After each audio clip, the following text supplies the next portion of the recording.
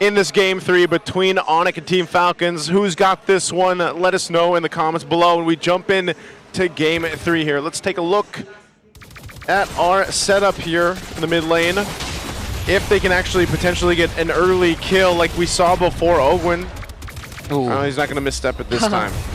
Actually, unfortunate in the trade that Haji did not get that immobilize up on Brusco. It could have brought him down a little bit more. Make this next trade more deadly. Okay. Oh, good rotation by Kirk. Yeah, Kirk. And look at the placeholder.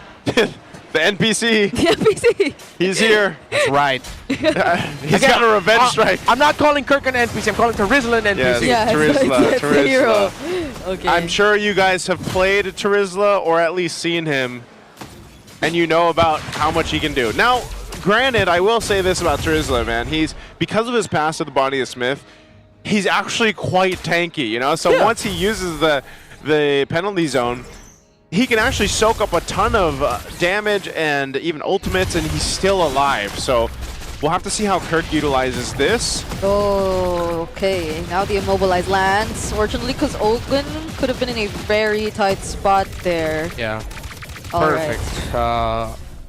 The thing is, you're not going to gank or flank this Terizla.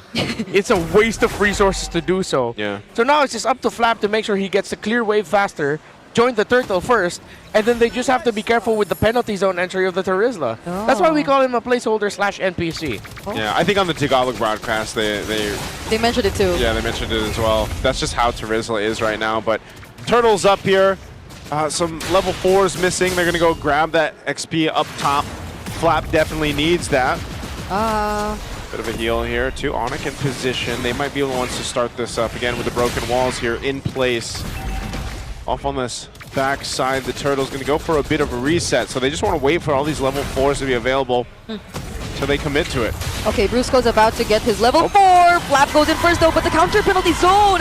Kyle with the retribution to secure the Turtle for his team, and he will still get out of that real world manipulation. Yeah, Ogwin was able to use a quick sand guard just in time. So Pharaoh coming in from the gold lane through the river did not take Ogwin down. Oh no! Savero just got caught by that energy eruption, and Super Marco 2 gets a kill on Kirk. Give Marco the Harith, and he'll make moves like that.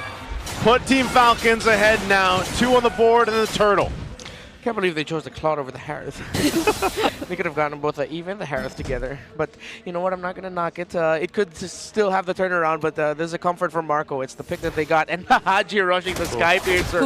Yo, Falcons know that they have a good lead here and that they can just build through it. If they can continue this and then Haji starts getting stacks, it could be over by minute 12, minute 13. Yeah. First putting a timer. Wait. Well, is he actually going to use Heaven's Wrath? Oh, there he goes. Kirk did not expect that damage. Even the Appraiser's Wrath was committed right there. I almost wondered, why did Flap go for that initiation? Well, there is the answer right there. And again, when you work in conjunction, hold on, they're actually there are just so many fights happening across the map. Yeah, Marco and Savero are having their duel. I almost said Savero. No, we don't need a gold lane. We already have Shazo. So. Yeah, we have Shazo. Okay. So, I lost my train of thought. Where am I? Okay, Dreadnought Armor. Let's look at the items. Let's look at the items. Train of thought. First item I see, Dreadnought Armor. It's actually a Thunderbelt for Ogwin. It's been a while since I've seen a Thunderbelt priority. Because most people have admittedly agreed, if you're not Marcel, Thunderbelt is trash. Oh, wait. King Kong. There's a good kick. That's a lot of damage, but now Kyle all alone up against 3. If he still survives this, okay, he won't. King Kong finally picks him off. Flap, though, onto Super Prince. Heaven's Wrath once again. And Kirk left all alone. Couldn't do anything. That's 2 members down. Kyle goes down, but Team Falcons still capitalizing. Gold lane battle right here. They're going to be fine. Oh, Flap. They want to go for King Kong? This is the second time they've been trying to interrupt him in his jungle. Yeah. They weren't able to steal or stop him from getting his own purple buff, but he will bring King Kong down low, meaning Falcons will get another free turtle. With a lineup that can snowball out of control, time is ticking for ONIC. Will time run out for ONIC time? All right. with that being said, Team Falcons find themselves still in the lead. You can see how they're playing around at speed with this lineup that they have. And it's a lot of usage with a little bit of crowd control they have, but man, Flap with the Sora so far has been able to go ahead and do what we saw back when Kirk had the Sora. And it's making me wonder what Kirk's going to do with the adjustments here. Super Marco going 1v1. Another duel, but this time, Super Marco wins it out. Severo, I mean, he didn't have the flicker, yeah, but... Yeah. I mean, for a good amount of time, they just... I think for like 3 or 4 times we've got down to the goal line, it's been Salmon Force versus Blazing the Wet, but it just got to the point where Severo could not handle the damage of Harith anymore. Oh! As James Beck would say, no! And even the penalty zone gets dodged! I can vision the flex that came after that in Flap's head, because you can see how he's playing the Sora, pushing it to the limit, and just seeing what he can get away with. That's how he's deciding to play it. Let's take a quick look at the items here as Team Falcons have had a 4K ahead. Dreadnought armor. I mean, Dreadnought armor. Okay, so Dominus Eyes is going to be a rusher for Kirk. Of course, King Kong needed to build the Hunter Strike as a rush. Just Chastise Pauldron being the priority for Brusco should help somewhat a little bit with the damage of the Harith with the attack speed that he has, and at the same time reducing the attack speed. Oh wait, the kick got... Okay, Fogwin forced to use the flicker. Haji though, look at how much damage he's dealing on this. Energy Eruption doesn't connect, but this is Falcons in full control. Yeah, they could just keep this up, keep going. Even if Kirk commits a penalty zone here, Falcons still has way too many items under their belt. Kirk with a dominant size. Seems like the Thunderbelt is working out for Ogwin very well. Onyx should not contest this, and they will give it up. A free one for Falcons. I mean, personal estimate, 12 to 13 minutes, this could be over.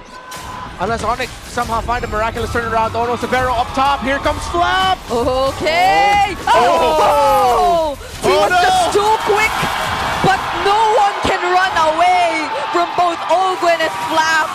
Look at that. He just used the Heaven's Wrath on the Little Wanderer. There is a whole lot of pressure now for Severo that he is feeling from this lineup from Team Falcons, and Super Marco's loving it. Oh, mid lane. That was not the direction they wanted. Kyle finding the energy eruption on Kirk. Will not have enough damage to deal with him just yet. But this is going to be enough for them to finally take this turret. Yeah, they just want to get this tier 1 down in the mid, opening up the map some more. That's 4 turrets now for Team Falcons, ballooning the lead up to 6,000 gold ahead. After taking 3 of the turtles, they set themselves up in a great position to eventually take the Lord once it's up in about a minute here. So ONIC is going to have to do something nearly amazing to put themselves in a position to actually contest against this. I'd be more surprised if they even decide to fight in a minute for that Lord, or just let it go, because Severo is severely behind. 2,000 gold behind Super Marco. Lost in lane against Marco. It also did not help that the lead that his opposing gold laner has is built through the fact that Falcons got all turtles. King Kong, he's stuck. Oh, Kyle. Kyle. Look at that aura. Oh, man. Kyle knows. He's like, I know you're a Suyo, so you'll be fine, I'm sure. Oh, it's a chair! Oh, my. No. Hey, the Holy Shields are still there. Oh, there goes the setup from Flap. Forced out the rework manipulation. Oh, what? Ogwin still goes in. That cost him his life. Now that's the counter penalty zone. Kyle will have his dash any moment now. But they lost 1 member in the process. There's some heat here. Yeah, there's some heat, and sorry, Falcons, you guys just lost a bunch of aura after that, dude. Why? It wasn't necessary. It almost reminded me of what we were saying earlier with Ogwin on the Cho in Game 2. What the hell? I'm sorry, it's just like... He closed his notebook. Yeah, I was like, because he doesn't, there's no analysis there other than why. Why? Ogwin. Kyle already brought out a secret with the chair. I think Ogwin got so excited, like, oh yeah, let's just go for it, bro. If Onyx starts a turnaround after that, forget about it, bro. No way. Okay. Team Falcon still has the lead. They've got control right now. They are going to take this, so they're going to take this Lord. Yeah. and get ready to march towards the base. So even after that, you'll see some key items being picked up here too. Divine Glaive now for Haji. Kyle gets a Chastised Pauldron. And so even with that play, ONIC will have to go ahead and hope that they can still defend against this. Maybe they lose a base turret or two. Maybe not. Even with this, they should still be able to maintain base turrets. Yeah, they still have the Holy Shields because that one attempt that Falcons did, whatever it was unsuccessful in at least even just taking down the Holy Shield. So that's still there for ONIC. I'm sorry, I'm envisioning this. I just have because the way like Fredrin has his hand in his pocket and he does that, he's like, yeah, it's cool. And it's like, oh, it's like, I'm Joe. I want to be cool too. He sits down and then he just sees the colleague come in, and now Fredrin's like, what the hell are you doing? Sees him riding on a raging sandstorm. Oh well, Falcon's still marching and they still do have a lead. The Lord is still very far away, so they are going to be able to force out Holy Shields here. A base turret might be too difficult and too optimistic to expect to get taken down here. But with all of the advantage and the damage, it's really going to be up on the members of ONIC to be able to get a really great clap back here. I'm not sure what's going on here in the MPL arena. Yeah, same. Yeah. There is. But we gotta pay attention to this. Oh, the base. Traction Pulse, Volume Beam, all land onto Kirk, who goes in for the penalty zone and actually catches multiple members, but it's not gonna be enough. They're still brought outside of the real world manipulation. Kirk and Bruce are down. The Appraiser's Wrath still lands on Severo, and the Lord is in the base. Kyle actually gets taken down though, placing to a defense by Severo, and still somehow they buy some time. Still not over yet. 12 minutes has passed, and ONIC has miraculously held on with great defense. Kirk and Brusco has fallen. Kyle as well. There are still minion waves marching in, and Falcons want to try. It's another Zaman forced by Marco, but they will just take this turret. ONIC have defended against Falcons, but they will have to let go of 2 base turrets. Okay, they lose two base turrets. I thought they'd be able to maintain base turrets actually, but unfortunately not for ONIC. So now, even further behind at this point, Team Falcons in a clear position to continue to make this happen in their favor here. Just have controlled the game from start to finish up to this point, and they're taking control this side of the map. Severo just has Eternity, but at this point he needs a Malefic Roar. I mean, the damage is there, but it's not. It's going to be a long grind for ONIC to be able to turn things around. Haji already has 2 stacks on a Skypiercer. Yeah. Or no, it could be 3. He built it. Yeah, because Falcons got the early kill. Haji did not get that kill. He built the Skypiercer knowing that they have advantage, and then he got 3 kills after that. Yep. So it would be around 30 plus. Hey. Lord for the taking, free for them to go ahead and take. I don't think you're going to be able to do anything if you're ONIC. Just have to defend, What are they doing in mid? I mean, at this point, they know they just have to defend. Yeah. There's not much they can do. King Kong will try to push in one of the off lanes here, but you ultimately just got to wait for that push with the Lord to come through with Team Falcons. Okay.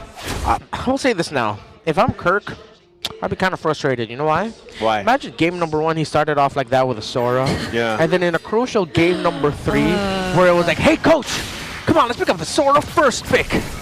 It ends up going to Falcons. And he ends up with Terizla.